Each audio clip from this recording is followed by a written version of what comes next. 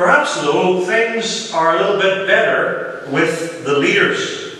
The common people, being largely ignorant perhaps, may be wicked, but those in positions of authority may have escaped the general corruption. Perhaps even the judicial courts are okay. The princes and the judges, the leading figures. Micah 7 verse 3 states, that they may do evil with both hands earnestly. They can't get enough of it. And that they may do it earnestly, the prince asks and the judges asks for a reward. Literally, a bribe. And the great man, he utters his mischievous desire, and so they wrap it up and scheme together.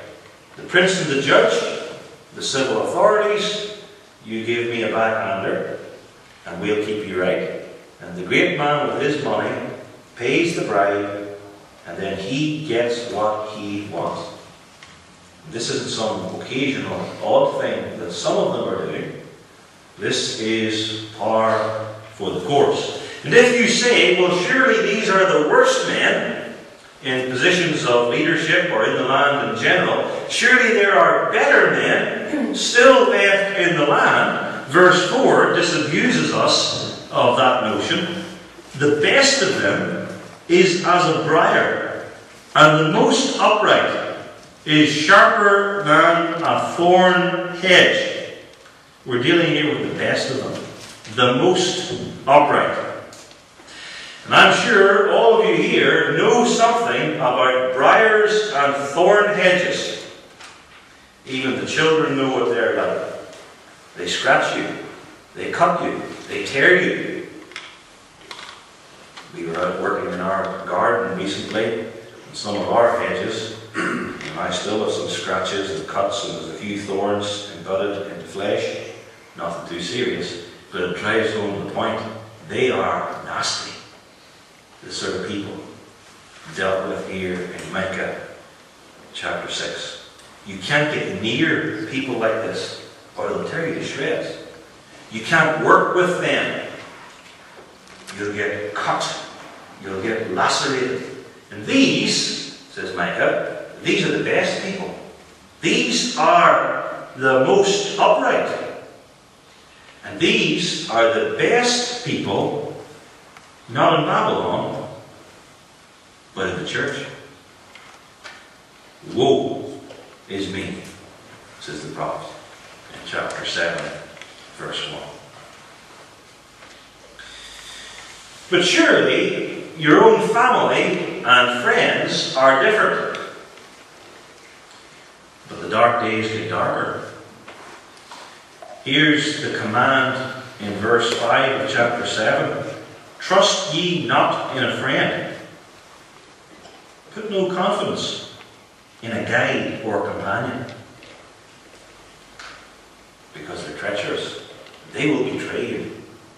This passage is not saying, of course, that you're never to have any friends and you're never to trust any friend in any degree, but it is saying that in times of greatest darkness and wickedness and apostasy, you need to be very careful who you tell what, even your friends, even your companions, because they may not be true at all.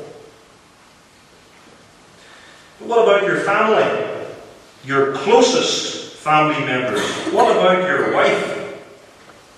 Verse 5 continues, keep the doors of thy mouth, zip it, watch them very closely.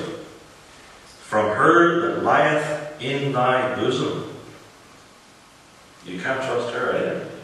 Or your son, or your daughter, or your daughter-in-law, because verse 6 says, for the son dishonoureth the father. Imagine how much that hurts. The daughter riseth up against her mother. What grief. The daughter-in-law against her mother-in-law.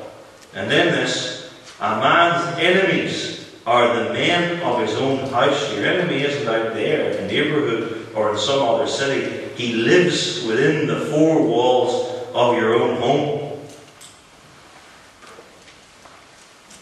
You're familiar of various passages in the Old Testament which are quoted in the New.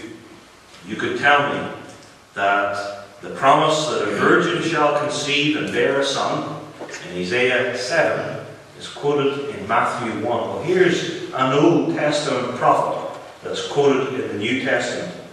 These words in Micah 7 verses 5 and 6 are quoted by our Lord in his great treatment of missionary labours, discipleship and suffering in Matthew 10.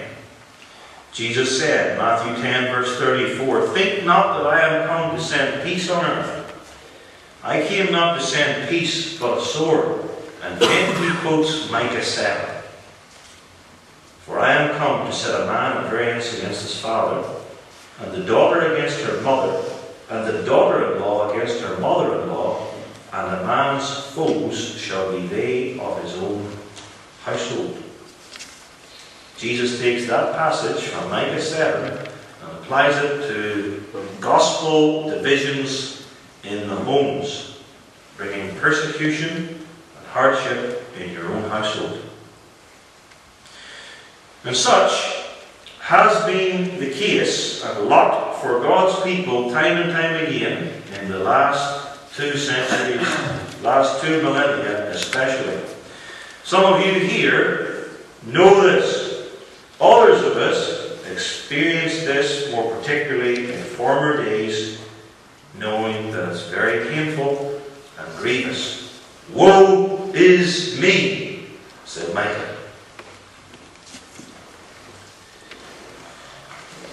Listen with me now to Psalm 128. This is the way it should go in the believer's family, as opposed to Micah 7.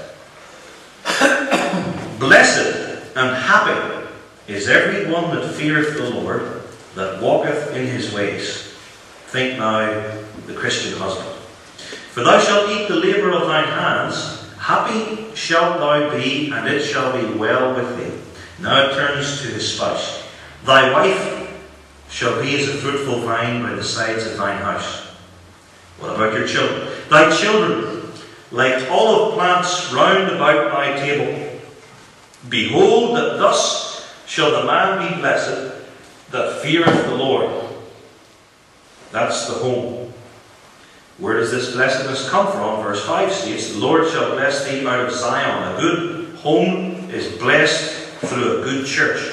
"And thou shalt see in your family the good of Jerusalem, the church, all the days of thy life. Yea, thou shalt see thy children's children, and peace upon Israel." This is a blessed, maybe even idyllic picture of the godly Christian home, the way it should be. Micah 7. "The wife who lies in your bosom, don't tell her too much. She likely betray you. Son dishonors father. Daughter rises up against mother. Daughter-in-law against mother-in-law. And a man's enemies are the men of his own house." This is what apostasy has wrought in Israel. Not Psalm 128, but now Micah 7. And the rod is about to fall. The obvious question for us is, how does it go in our homes? Are we nearer Psalm 128, happy, blessed, everybody in the family serving the Lord in their respective roles of their unity and harmony? Or like Micah 7? And part of the answer is, do you cry out, "Woe is me"? Then you know.